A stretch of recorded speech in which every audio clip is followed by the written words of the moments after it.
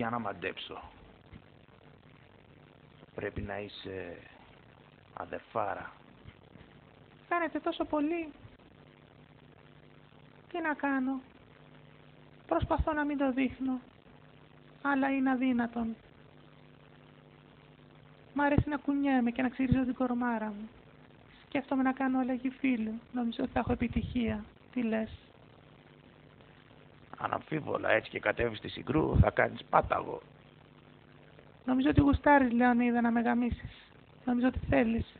Θες να με ξεσκίσεις. Πες την αλήθεια, παραδέξου το. Θες να με γαμίσεις. Και εσύ και οι υπόλοιποι 299.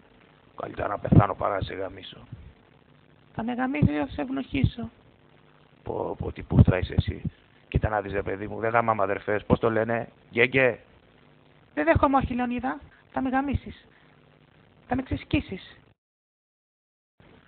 Θέλω να γαμιστώ από ολόκληρο στρατό. Θέλω να χορτάσω πούτσο. Ακού να δεις, μωρή Λούγκρα. Εδώ είναι Σπάρτη. Εδώ δεν γαμάμε αδερφές. Άμα θες να γαμηθείς, να πας στην Αθήνα.